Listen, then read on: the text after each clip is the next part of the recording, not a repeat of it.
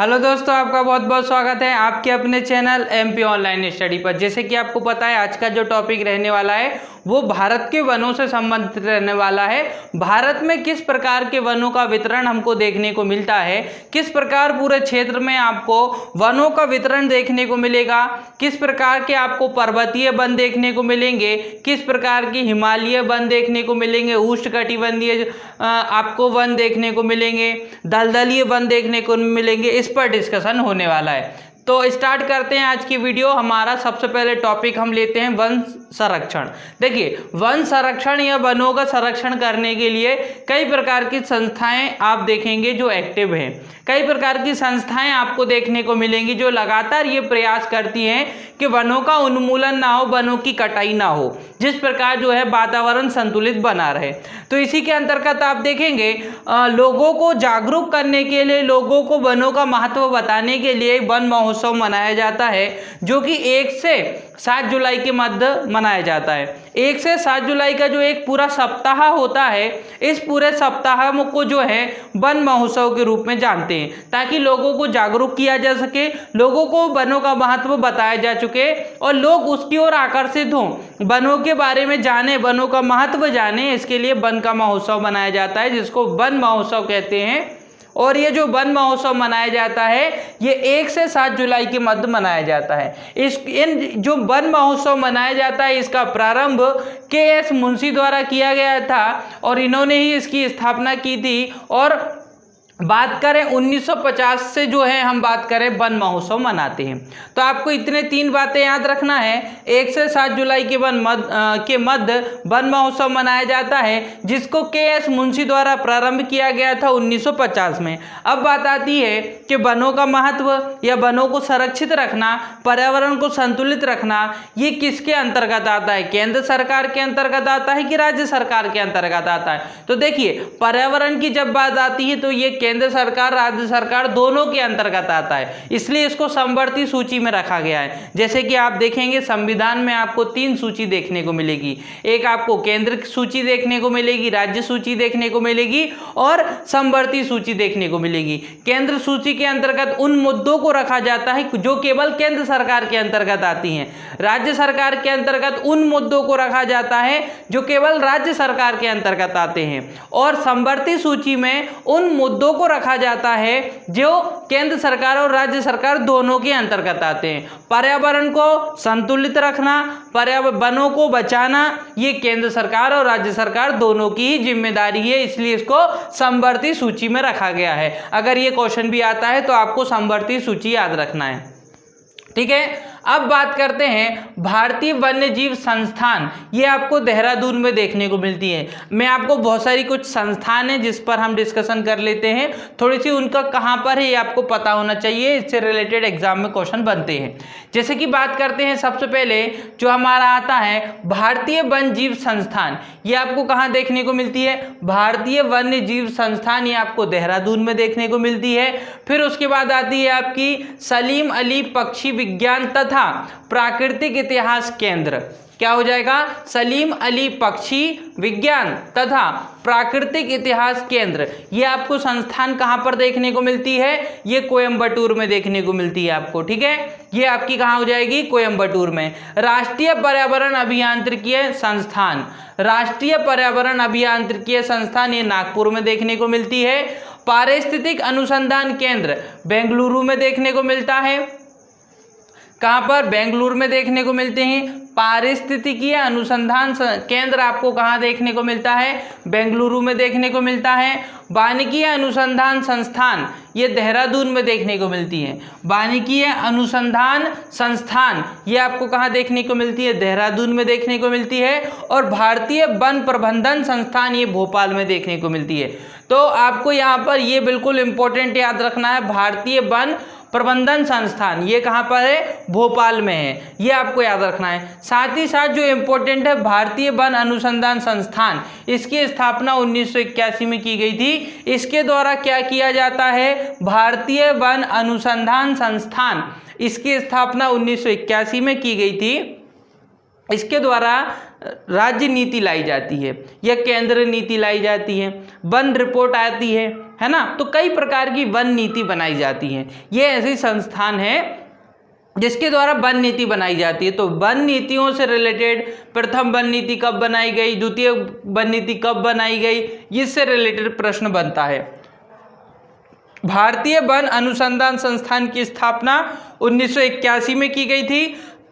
अब हम बात करते हैं कि भारत की प्रथम वन नीति की अगर बात करें तो 1894 में आई थी। अब ये जो आई थी ये 1894 में आई थी, परंतु ये ब्रिटिश कालीन है। ब्रिटिश के समय ये जो है आपकी एक नीति आई थी, भारत की प्रथम वन नीति। अगर आपसे पूछा जाता है भारत की प्रथम वन नीति और साथ में ब्रिटिश कालीन पूछा जाएगा तो आपको 1894 लगाना है, ये याद रखना है। लेकिन कभी आती है स्वतंत्र भारत की प्रथम वन नीति कब आई थी, स्वतंत्र भारत की प्रथम वन नीति। अगर क्वेश्चन आता है कि स्वतंत्र भारत की प्रथम वन नीति कब आई थी, तब उसमें आपका आंसर बन जाएगा 1952, है ना, 1992 में स्वतंत्र भारत की प्रथम वन नीति। लेकिन बात आती है कि संशोधित वन नीति, प्रथम संशोधित वन नीति, तो ये आई थी आपकी 1988 को, 1988 में ये आई थी आपकी संशोधित वन नीति। तो तीनों में आपको डिफरेंस याद रखना है।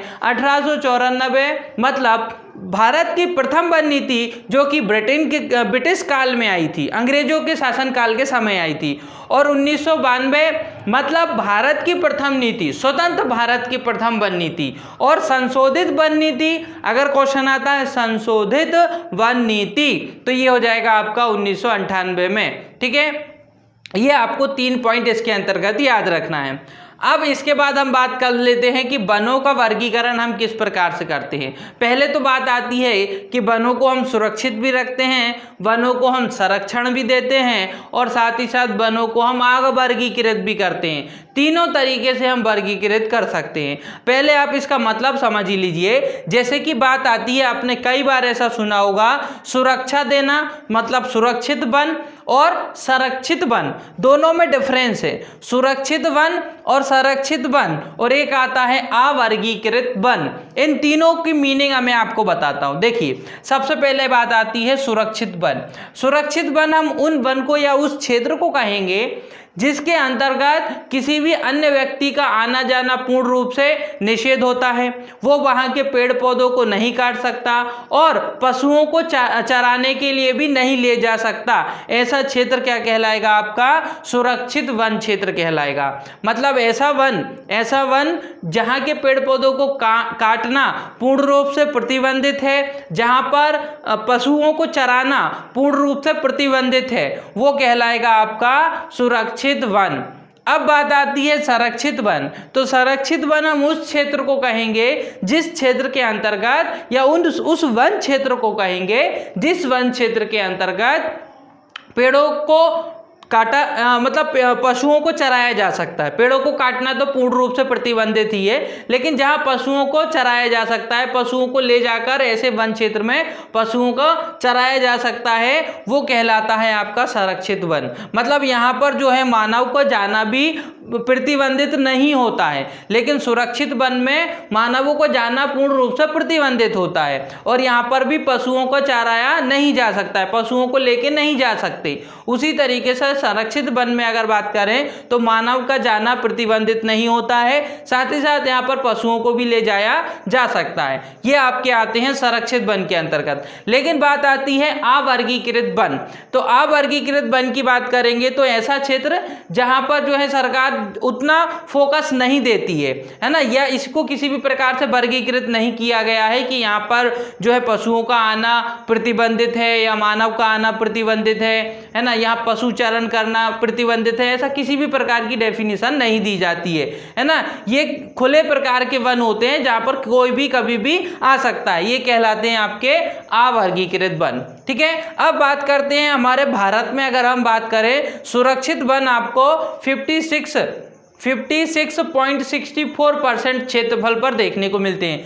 56.64% क्षेत्रफल पर आपको सुरक्षित वन देखने को मिलते हैं, जो कि आवश्यक है। आज की कंडीशन में अगर हम देखें तो सुरक्षित वनों का होना अति आवश्यक है। फिर बात करते हैं संरक्षित वन, तो 28.59% क्षेत्रफल में आपको देखने को मिलते हैं संरक्षित वन। फिर बात करते हैं अवर्गीकृत वन, तो 14.84% क्षेत्रफल में आपको अवर्गीकृत वन देखने को मिलते हैं, जिसको किसी भी प्रकार से संरक्षण प्रदान नहीं किया गया है। तो ये 3 तरीके के वन हमको वर्गीकरण के आधार पर देखने को मिलते हैं, संरक्षण के आधार पर देखने को मिलते हैं, ये आपको याद रखना है। अब हम बात करते हैं कि तापमान के आधार पर, है ना, मौसम किस प्रकार चेंज होता है, तो तापमान में परिवर्तन होता है।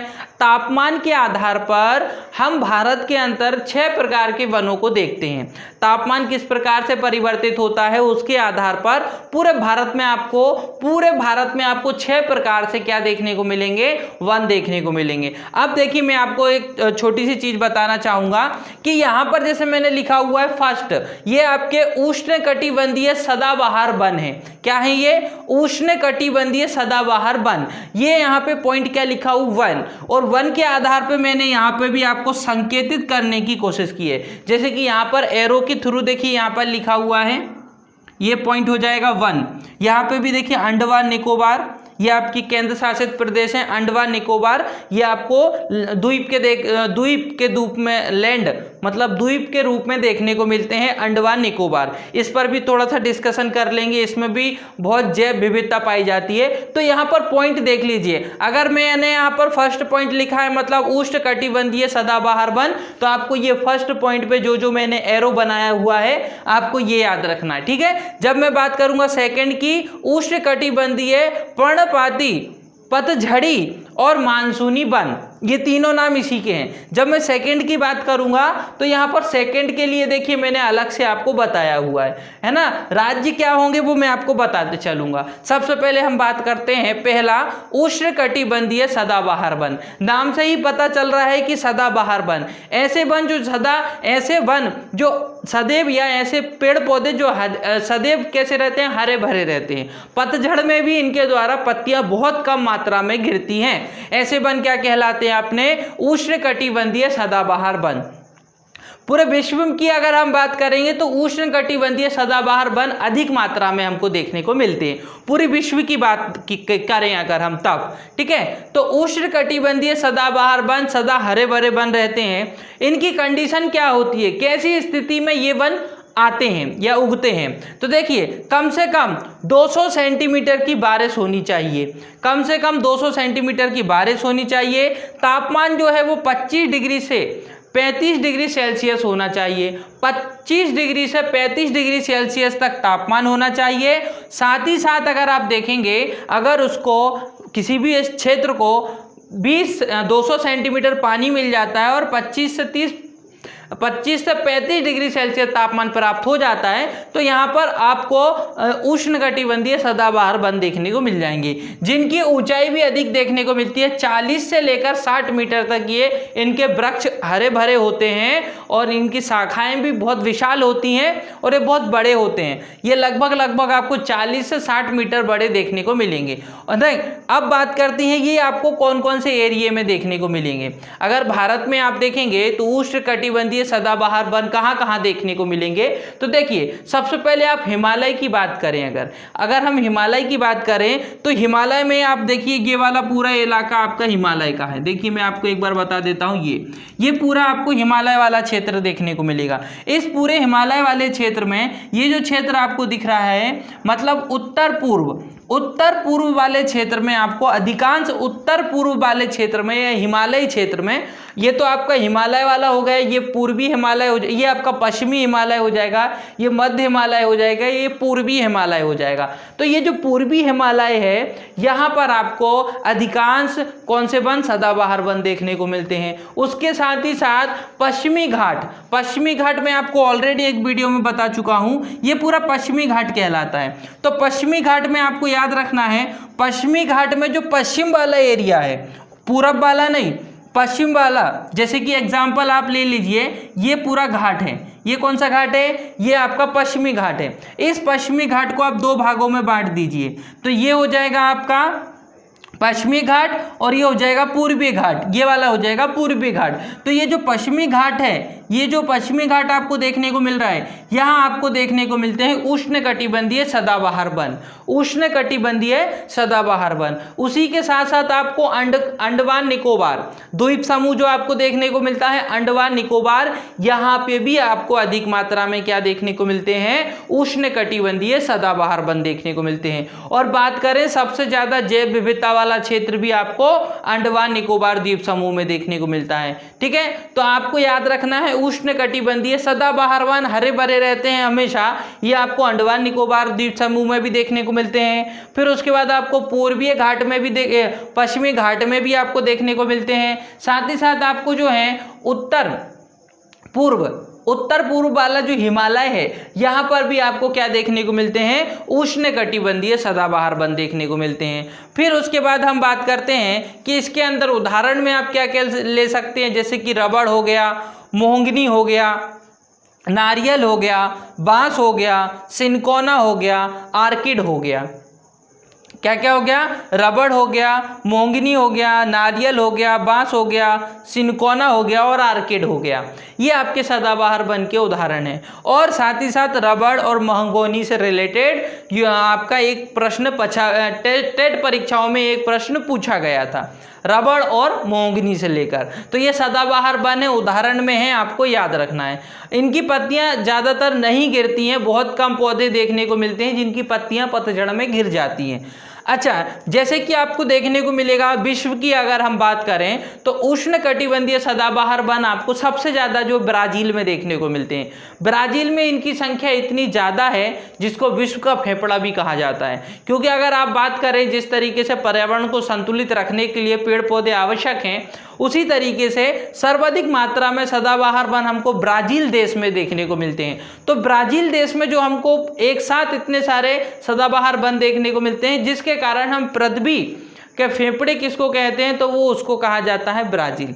देखिए, पृथ्वी के फेफड़े कहते हैं। ब्राज़ील में जो हमको सदाबहार वन देखने को मिलते हैं उसको पृथ्वी के फेफड़े के रूप में जाना जाता है। और ये टेट परीक्षा सी-टेट 2013 में ये प्रश्न पूछा गया था। सी-टेट 2013 में ये प्रश्न पूछा गया है, याद रखना है। ठीक है, पत्तियां नहीं गिरती हैं जो सदाबहार वन होते हैं, ये भी सी-टेट 2012 में प्रश्न पूछा गया था कि जो इनकी पत्तियां होती हैं वो अक्सर गिरा नहीं करती हैं। तो सी-टेट बहुत कम वृक्ष देखने को मिलेंगे जिनकी पत्तियां गिर जाती हैं।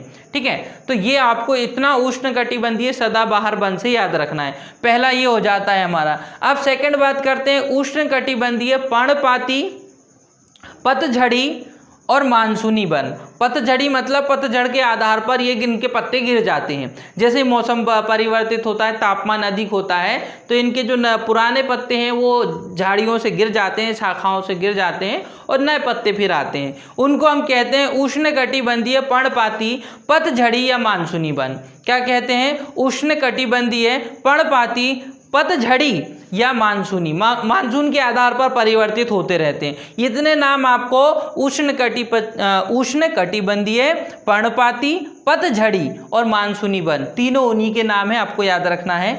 ये आपको अधिकांश ऐसे क्षेत्र में देखने को मिलेंगे जहां 100 से 200 सेंटीमीटर तक बारिश होती है। 100 सेंटीमीटर से लेके 200 सेंटीमीटर बारिश की आवश्यकता होती है। 25 से 28 डिग्री सेल्सियस तापमान होना चाहिए, 25 से 28 डिग्री सेल्सियस तापमान होना चाहिए।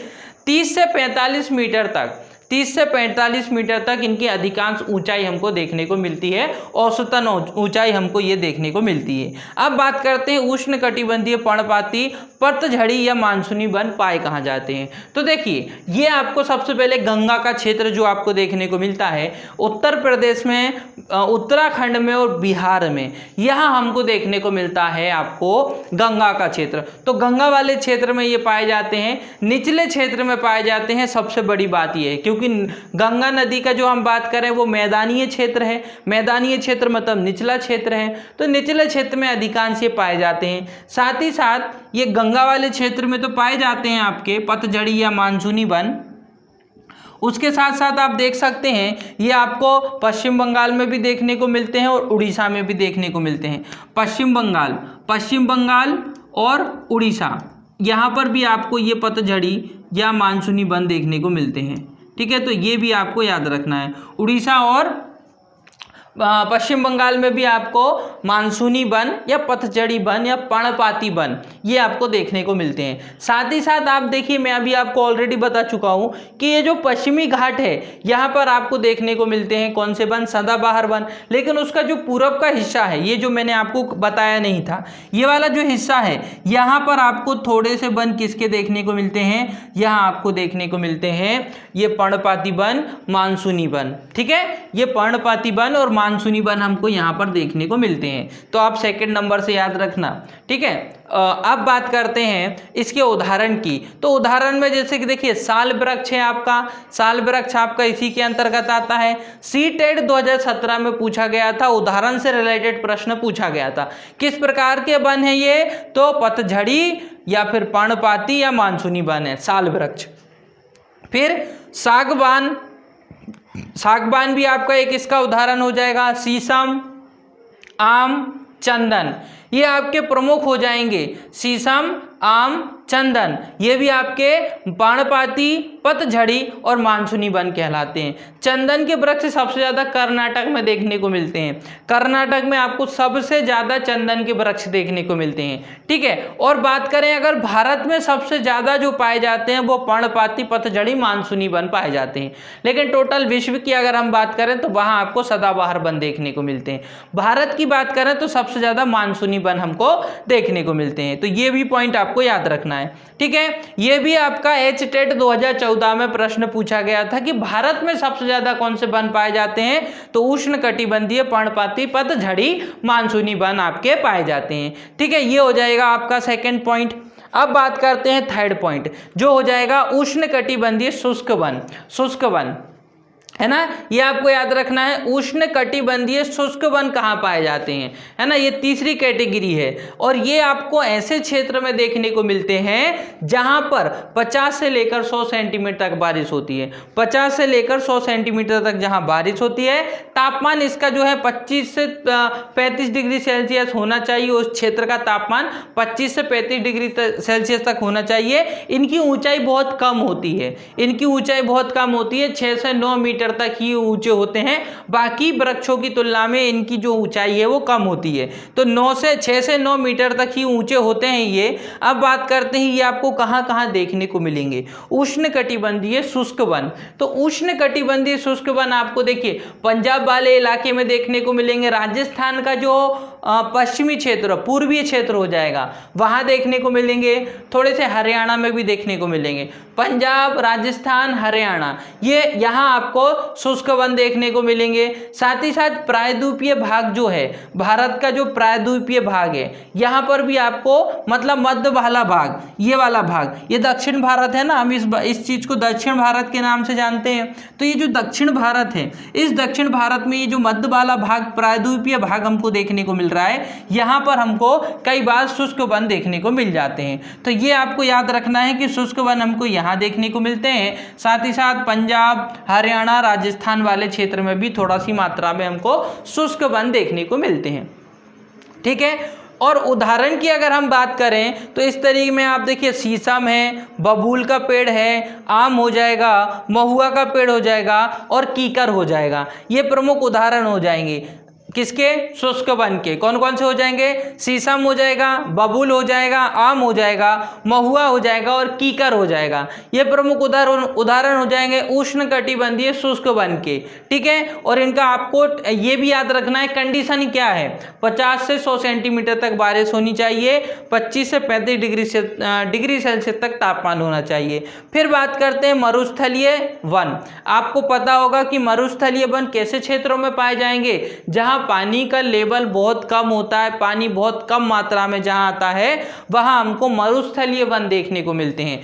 मरुस्थलीय वन की बात करें, 50 सेंटीमीटर तक बारिश अगर होती है तो भी मरुस्थलीय वन हमको देखने को मिलते हैं, क्योंकि ये अपने आप जो है पानी अवशोषित कर लेते हैं। तो मरुस्थलीय वन आपको 50 सेंटीमीटर से भी कम बारिश होती है, ऐसे क्षेत्रों में देखने को मिल जाते हैं। और 30 से 35 डिग्री सेल्सियस तापमान पर ये जो है देखने, मतलब इनको तापमान की जो आवश्यकता होती है वो होती है 30 से 35 डिग्री सेल्सियस। साथ ही साथ अगर हम बात करें इनके एरिया के आधार पर, तो देखिए एरिया के आधार पर आपको सबसे बड़ा एरिया देखने को मिलेगा राजस्थान का, और साथ ही साथ थोड़ा सा भाग आपको पंजाब का, थोड़ा सा भाग आपको हरियाणा का, और थोड़ा सा भाग आपको गुजरात का देखने को मिलता है। लेकिन प्रमुख भाग जो आपको देखने को मिलता है मरुस्थलीय वन के लिए, तो वो आपको देखने को मिलेगा राजस्थान वाला भाग, है ना। राजस्थान वाला भाग जो है वो मरुस्थलीय क्षेत्र के रूप में ही जाना जाता है। बारिश बहुत कम होती है,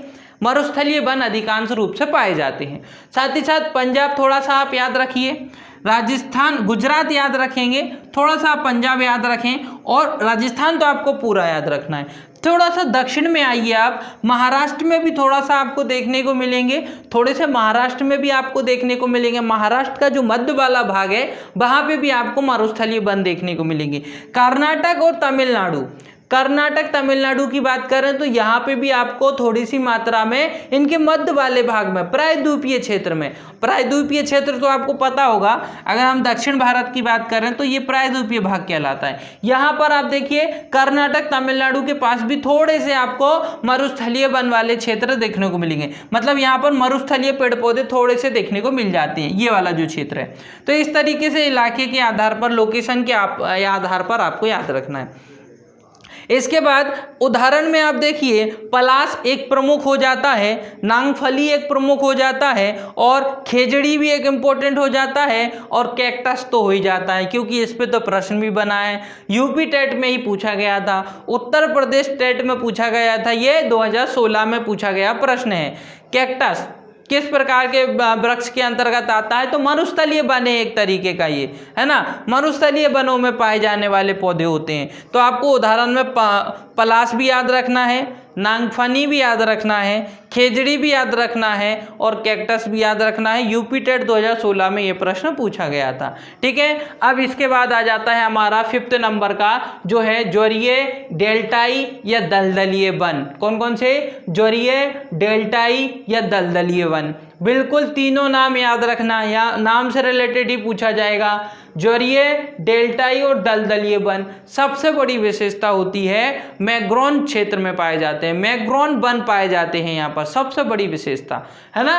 सबसे बड़ी विशेषता आपको क्या याद रखना है? मैग्रोन वन पाए जाते हैं, और मैग्रोन से रिलेटेड कई प्रश्न पूछा जाता है। एच टेट में एक प्रश्न पूछा गया था 2014 में कि ये मैग्रोन वन है किस क्षेत्र में पाए जाते हैं, तो ये दलदलीय क्षेत्रों में पाए जाते हैं, डेल्टाई क्षेत्रों में पाए जाते, ज्वारीय क्षेत्र में पाए जाते हैं। साथ ही साथ गंगा और ब्रह्मपुत्र नदी का जो क्षेत्र है, मतलब सुंदरबन डेल्टा, सुंदरबन डेल्टा के पास आपको अधिकांश क्षेत्रफल में ज्वारीय, डेल्टाई या दलदलीय वन देखने को मिलते हैं, जिसमें सबसे प्रमुख वन जो होते हैं वो मैग्रोन वन होते हैं। ठीक है, गंगा और ब्रह्मपुत्र नदी में अब देखिए गंगा और ब्रह्मपुत्र नदी का क्षेत्र आपको यहाँ देखने को मिलता है। ये जो है आपका पूरा एरिया, आपको थोड़ा सा पश्चिम बंगाल में भी आप जाएंगे, थोड़ा सा बांग्लादेश आ जाता है आपका, लेकिन अधिकांश आपको भारत में ही, भारत की जो सीमा है, बंगाल की खाड़ी जो है, जहाँ हमको सुंदरबन डेल्टा देखने को मिलता है। सुंदरबन डेल्टा अधिकांश मैग्रोन वन क्षेत्र पाया जाता है, बहुत सारे मैग्रोन वन पाए जाते हैं। यहाँ पर इन्हीं को बोला जाता है दलदलीय वन। यहाँ पर जो आपको समुद्र की सीमा से लगा हुआ है, पानी अधिक मात्रा में मिलता है, दलदलीय क्षेत्रों में ये पेड़ पौधे उग जाते हैं, है ना। तो ये दलदलीय वन कहलाते हैं, जिनको ज्वारीय वन भी कहते हैं। और डेल्टाई क्षेत्र है, इसको डेल्टा के रूप में कहा जाता है। ये डेल्टा किस तरीके से, जो पानी बहकर जाता है और नदी में, समुद्र में जब मिलता है तो वो डेल्टा का निर्माण करते हैं, इसलिए उसको डेल्टाई क्षेत्र कहा जाता है। क्योंकि वो नदी में जब गिरते हैं तो पंजे के आकृति में गिरते हैं, पानी जो है वो नदी से होता हुआ जब समुद्र में गिरता है तो वो पंजे के आकृति में गिरता है, इसलिए उसको डेल्टा कहा जाता है। तो डेल्टाई वन पाए जाते हैं। डेल्टाई वन, मरुस्थलीय वन, दलदलीय वन, ये जोरिये वन, इन चारों नाम को एक ही समझना है हमको। और ये आपको पश्चिम बंगाल वाले क्षेत्र में देखने को मिलेंगे, सुंदरबन डेल्टा में देखने को मिलेंगे। थोड़ा सा दलदलीय क्षेत्र आपको कहाँ देखने को मिलता है? गुजरात की जो सीमा लगी हुई है समुद्र के साथ, यहाँ पे आपको थोड़े से दलदलीय वन देखने को मिलते हैं। यहाँ पर भी हमको कभी कभी दलदलीय वन देखने को मिलते हैं, जैसे कि यहाँ पर हमको दलदलीय वन देखने को मिल रहे हैं, है ना, क्योंकि ये पानी से लगे हुए वन होते हैं, समुद्र से लगे हुए होते हैं, जिसके कारण अधिक पानी में उग जाते हैं ये, तो ये दलदलीय वन कहलाते हैं। तो ये भी आपको याद रखना है, यहाँ पर भी आपको याद रखना है। और खास तौर पे ये अंडमान निकोबार में भी पाए जाते हैं, क्योंकि अंडमान निकोबार क्या है? ये एक द्वीप समूह है, द्वीप हैं, बहुत सारे द्वीपों का समूह, जिसलिए हम उनको द्वीप समूह कहते हैं। बहुत सारे छोटे छोटे द्वीप हमको देखने को मिलते हैं और इसके चारों ओर पानी से घिरे हुए हैं। तो इनके पानी जहाँ जहाँ है, चारों ओर से पानी से घेरा हुआ है, वहाँ पे भी वृक्ष उग जाते हैं, वन पाए जाते हैं, वो दलदलीय वन कहलाते हैं। जैसे कि आप देखेंगे इसके चारों ओर आपको वन देखने को मिलेंगे, है ना, जैसे कि ये अंडमान निकोबार जो है, ये इनके चारों ओर भी आपको वन देखने को मिलेंगे जो पानी से घिरे हुए हैं। वो आपके कौन से वन कहलाते हैं? वो आपके कहलाते हैं दलदलीय वन कहलाते हैं। ठीक है, तो दलदलीय वन का एरिया आपको याद रखना है। थोड़ा सा सुंदरबन डेल्टा के पास देखने को मिलेंगे, गुजरात के पास भी थोड़ा सा क्षेत्र में देखने को मिलेंगे, थोड़ा सा अंडमान निकोबार द्वीप समूह में के चारों ओर भी हमको कौन से वन देखने को मिलते हैं? दलदलीय वन देखने को मिलते हैं। ठीक है, इसके बाद 5th नंबर पर आता है हमारा पर्वतीय वन या सालान वन। पर्वतीय वन या सालान वन, अब नाम से आप समझ चुके होंगे, पर्वतों पर, बड़े बड़े पर्वतों पर उगने वाले वन पर्वतीय वन कहलाते हैं। बड़े बड़े विशाल पर्वत जो होते हैं उन पर भी हमने बहुत वन देखे हुए हैं। तो ऐसे बड़े बड़े पर्वतों पर उगने वाले जो वृक्ष होते हैं वो पर्वतीय वन के अंतर्गत आते हैं। अब ये एरिया आप कैसे याद रखेंगे? बिल्कुल सिंपल है, हिमालय वाला क्षेत्र। हिमालय क्योंकि पर्वतीय क्षेत्र है, तो जब हिमालय पूरा पर्वतीय क्षेत्र है तो वहाँ पर जो वृक्ष पाए जाएंगे वो पर्वतीय वन कहलाएंगे। तो हिमालय तो आप पूरा ले लीजिए, खास तौर पे आप उत्तर वाला हिमालय ले लीजिए। ये जो उत्तरीय हिमालय है, ये वाला, ये जो एरिया है उत्तरीय हिमालय का, है ना, इस उत्तरीय हिमालय में अधिकांश क्षेत्रफल में आपको क्या देखने को मिलेंगे? यहाँ अधिकांश क्षेत्रफल में आपको कौन से? पर्वतीय वन या सालान वन देखने को मिलेंगे। साथ ही साथ दक्षिण में जो प्रायद्वीपीय क्षेत्र है, यहाँ पे भी पठार के रूप में है, ये पूरा पठार है। आपने पठार देखा होगा और पठार है ये पूरा, इस पठार में भी बहुत सारे पर्वतीय वन हमको देखने को मिलते हैं। तो दो एरिया आपको याद रखना है, एक हिमालय या उत्तरी हिमालय याद रखना है, यहाँ पर्वतीय वन पाए जाते हैं, और एक आपको ये वाला लोकेशन याद रखना है, ये प्रायद्वीपीय, यहाँ पे भी पर्वतीय वन पाए जाते हैं। अब ये जो वन पाए जाते हैं ये भी 3 तरीके के होते हैं। ये जो पर्वतीय वन होते हैं, ये 6वें नंबर के जो पर्वतीय वन मैं आपको बता रहा हूँ, ये भी 3 तरीके के देखने को मिलते हैं ऊंचाई के आधार पर। इनकी भी ऊंचाई, अधिक ऊंचाई पर उगते हैं, कुछ कम ऊंचाई पर उगते हैं, कुछ निचले स्तर पर उगने वाले पे वृक्ष होते हैं, कुछ बड़े बड़े पर्वतों पर ऊंचाई पर उगने वाले वृक्ष होते हैं। तो उस आधार पर 3 प्रकार के होते हैं। जैसे कि देखिए, एक होता है आपका, पहला जो है आपका उष्णकटिबंधीय वन, है ना, ये पर्वत पर उगने वाले वन है ना। उष्णकटिबंधीय वन ये 1800 मीटर ऊंचे होते हैं, 1800 मीटर ऊंचाई पर उगते हैं, मतलब सबकी कैटेगरी होती है।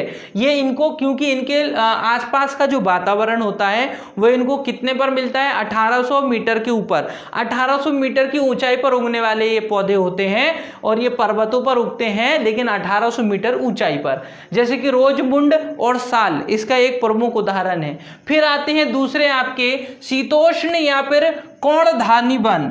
शीतोष्ण या कोणधारी, कोणधारी मतलब जो कोण के आधार पर होते हैं, देखे होंगे आपने, कोण के आधार पर होते हैं कोणधारी वन जो होते हैं। शीतोष्ण या कोणधारी वन इस तरीके के वन होते हैं, कोण बने हुए होते हैं, उनमें उनकी संरचना इस प्रकार की होती है कि वो कोण की आकृति के दिखाई देते हैं। तो शीतोष्ण या फिर कोणधारी वन जो होते हैं वो 18 से 35 मीटर की ऊंचाई पर, 1800 से 3500 मीटर की ऊंचाई पर उगते हैं। आप समझिए कि ये कितनी ऊंचाई पर उगने वाले हैं। तो 1800 से 3500 मीटर की ऊंचाई पर उगते हैं। और उदाहरण में आप याद रख सकते हैं देवदार, मैपिल, बर्च, सिल्वर और स्प्रस, है ना। स्प्रस, सिल्वर, बर्च, मैपिल और देवदार का मैंने आपको एक उदाहरण भी बताया था, और देवदार से जो तेल निकाला जाता है वो भी मैंने आपको बताया था। तो देवदार के वृक्ष, मैपिल वृक्ष, बर्च, सिल्वर और स्प्रिन ये प्रमुख उदाहरण है जो आपके शीतोष्ण या फिर कोणधारी वन है, जो लगभग 1800 से 3500 मीटर की ऊंचाई पर उगते हैं। ठीक है, फिर एक आते हैं आपके अल्पाई वनस्पति या फिर अल्पाई वन। ये जो अल्पाई वन है ये आपको और ज़्यादा ऊंचाई पर देखने को मिलते हैं, क्योंकि ये 3500 से लेकर 4800 मीटर की ऊंचाई पर पाए जाते हैं। ये और अधिक ऊंचाई पर पाए जाते हैं, 3500 से लेकर 4800 की ऊंचाई पर पाए जाते हैं, मतलब इनकी ऊंचाई और अधिक होती है। सर्वाधिक ऊंचाई पर पाए जाते हैं 3500 से 4800 मीटर की ऊंचाई पर ये वृक्ष उगते हैं, इनको अनुकूल वातावरण प्राप्त होता है। इनके उदाहरण में आप एक याद रखें काई, और दूसरा आपको याद रखना है लीचेन। क्या याद रखना है? एक आपको काई याद रखना है और दूसरा आपको लीचेन याद रखना है। ठीक है, एरिया भी मैं आपको बता चुका हूं कि आपको ये हिमालय वाले क्षेत्र में, खास तौर पे उत्तर की हिमालय में और दक्षिण में जो प्रायद्वीपीय क्षेत्र है यहाँ पर आपको ये वन देखने को मिलते हैं। अल्पाई वन की बात करें तो ये 3500 से लेकर 4800 मीटर की ऊंचाई पर उगते हैं, और ये सभी तीनों प्रकार के वन जो है पर्वतीय वन है, पर्वत पर उगने वाले वन है। ठीक है, तो इस तरीके से आपको ये पर्वत याद रखना है और इस पर ये वन याद रखना है, और वन किस प्रकार के आपको देखने को मिलते हैं। सदाबहार वन, कभी भी इनमें बहुत कम ऐसे वृक्ष देखने को मिलते हैं जिनकी पत्तियां झड़ जाती हैं। पर्णपाती या मानसूनी वन होते हैं, मानसून के आधार पर पत्तियां झड़ जाती हैं, नई पत्तियां देखने को मिलती हैं। शुष्क वन होते हैं जो एकदम शुष्क है ना, शुष्क क्षेत्रों में पाए जाते हैं। और उसके बाद मरुस्थलीय वन तो आपको पता है एकदम गर्म वातावरण में ये वृक्ष उग जाते हैं। और जोरिया डेल्टा या दलदलीय वन जो अधिकांश पानी वाले क्षेत्र में हमको देखने को मिलते हैं। पर्वतीय वन जो पर्वतों पर उगते हैं वो पर्वतीय वन के अंतर्गत आएंगे। ठीक है, तो इस प्रकार ये आज की हमारी वीडियो यहीं समाप्त होती है, जिसके अंतर्गत मैंने आपको वनों से रिलेटेड आज डिस्कशन कर लिया है ना। इसी के साथ जो है आपको एक थोड़ा सा पॉइंट और याद रखना है, जैसे कि अगर मैं आपको बताऊं तो भारत में अगर आप देखेंगे तो लगभग आपको 24% क्षेत्रफल पर वन देखने को मिलेंगे, लेकिन अगर देखा जाए तो 33% क्षेत्रफल पर वन होना चाहिए। वनों की जो प्रतिशत की जो मात्रा है वो कितनी होनी चाहिए? वो होनी चाहिए 33% तक। लेकिन भारत में अगर हम देखेंगे तो कितनी होनी चाहिए? 33% क्षेत्रफल पर कुल किसी भी देश के कुल क्षेत्रफल, उसका किसी भी देश का जो कुल क्षेत्रफल है उसके कुल क्षेत्रफल के 33% क्षेत्रफल पर वन उपस्थित होने चाहिए, परंतु भारत में आपको 24% क्षेत्रफल पर वन ही देखने को मिलते हैं। लगभग 24% क्षेत्रफल पर वन पाए जाते हैं। लेकिन वहीं अगर हम बात करें पर्वतों की तो पर्वतों पर आपको 60% क्षेत्रफल पर वन देखने को मिलते हैं। मैदानी क्षेत्रों में 24% क्षेत्रफल पर वन देखने को मिलते हैं। तो ये आंकड़ा चेंज होना चाहिए, क्योंकि मैदानी क्षेत्रों में जो वन पाए जाते हैं उनका प्रतिशत बहुत कम है। मैदानी क्षेत्रों पर वनों की मात्रा बढ़नी चाहिए। ठीक है, और कुल आंकड़ा कहाँ तक जाना चाहिए? 33% क्षेत्रफल पर। अगर 33% भारत के कुल क्षेत्रफल में 33% तक वृक्ष होने चाहिए, जिससे वातावरण संतुलित रहता है ना। अभी लेकिन वर्तमान में लगभग 24% भूगोल के 24% क्षेत्रफल पर वन पाई जाती है। छोटी सी जानकारी थी।